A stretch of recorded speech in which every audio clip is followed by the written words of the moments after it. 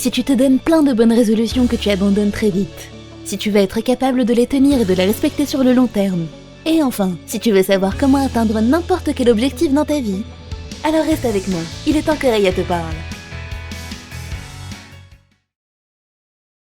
Hello tout le monde, je suis Raya et je suis là pour vous rendre la vie plus facile.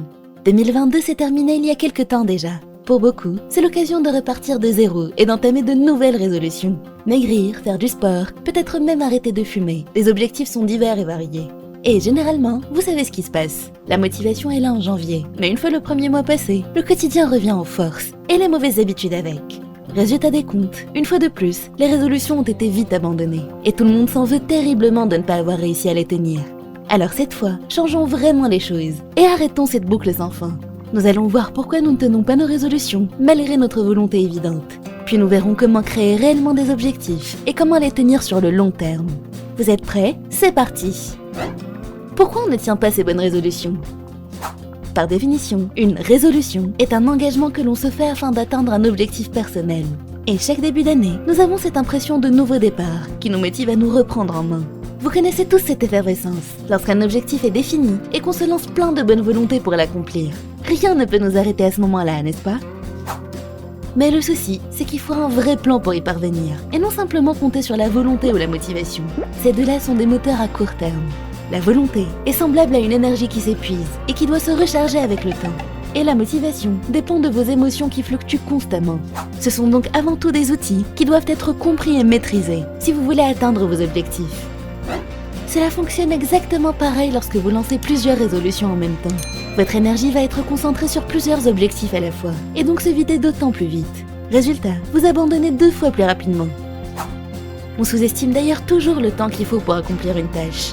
Gardez à l'esprit que plus un objectif est gros et se fait sur le long terme, et plus le chemin sera compliqué pour y parvenir. Tout ne se passera pas comme vous le décidez, il y aura toujours des jours plus compliqués que d'autres. Vous devez prendre en compte la notion d'imprévu, voire même d'échec en cours de route, pour rebondir instantanément si vous voulez continuer sur votre lancée. Dernier frein important, l'impatience. Nous vivons dans un monde où nous pouvons quasiment tout avoir très rapidement, mais cela ne fonctionne pas pour un objectif à atteindre. Il vous faut comprendre que si vous voulez de vrais changements significatifs, ils ne peuvent pas apparaître en quelques jours ou en quelques semaines. C'est un travail de longue haleine qui vous attend. Comment tenir ces résolutions? Numéro 1. Écrire ses objectifs. Penser à ces objectifs n'est pas suffisant. Il faut les écrire pour les acter et les rendre crédibles pour le cerveau. Sinon, pour lui, ce n'est qu'une pensée comme une autre. Un objectif doit par ailleurs être formulé de manière précise et positive. C'est très important. Et il faut le relire souvent. Cela maintiendra votre motivation et évitera les abandons si vous avez l'impression que ça n'avance pas assez vite. Par exemple, pour une perte de poids, n'écrivez pas simplement « je veux maigrir ». Notez plutôt « je fais actuellement 60 kg et je veux atteindre les 55 ». Pour y arriver, je vais perdre 2 kg par mois. Lorsque vous sentez que vous perdez la motivation, réimprégnez-vous de ce que vous avez écrit pour garder en tête votre but et ne pas saboter les efforts déjà réalisés. Numéro 2. Ne pas suivre plusieurs objectifs en même temps. Je vous déconseille dans un premier temps de lancer plusieurs résolutions à la fois. Non que ça soit impossible à tenir, mais c'est très souvent contre-productif. Atteindre un objectif, surtout s'il est difficile et long, puise continuellement dans votre réserve d'énergie physique et mentale. Si vous divisez cette réserve entre plusieurs tâches à atteindre, vous augmentez la difficulté pour les atteindre et diminuez en conséquence vos chances de réussir. Faites simplement une liste de résolutions, classez-les par ordre de priorité et faites-les les unes après les autres, de la plus difficile et importante à la plus rapide et simple. Numéro 3. Avancez étape par étape. Comme je vous le disais, la volonté est semblable à une batterie qui se vide. Il faut donc ralentir la cadence et l'utiliser de manière optimale chaque jour pour qu'elle ne s'épuise jamais. En pratique, cela équivaut à être patient et ne pas griller les étapes trop vite. Par exemple, si vous décidez de vous mettre au sport, vous ne pouvez pas passer d'une vie sédentaire à faire 1 heure de sport 3 fois par jour. Certes, vous le ferez peut-être au début, mais la transition est trop violente pour votre volonté. Elle n'a pas de chance de tenir sur la durée. Si vous voulez changer, il faut adopter une approche plus graduelle.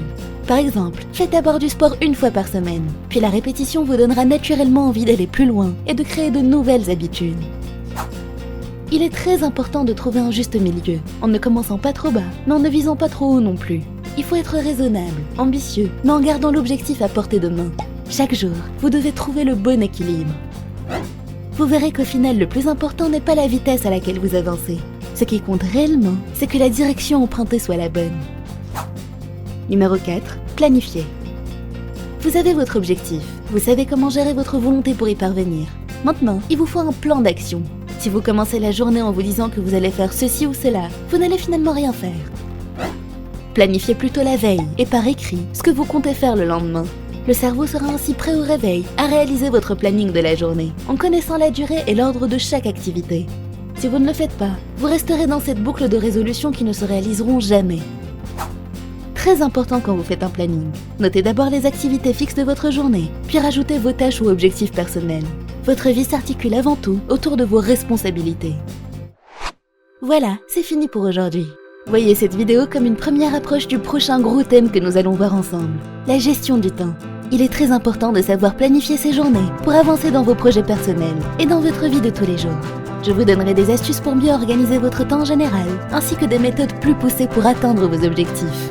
Je vous expliquerai également comment créer de nouvelles et solides habitudes. N'hésitez pas à vous abonner si tous ces sujets vous intéressent. Si vous avez des questions ou si vous voulez en discuter plus en détail, n'hésitez pas à le faire en commentaire. Prenez soin de vous et à bientôt.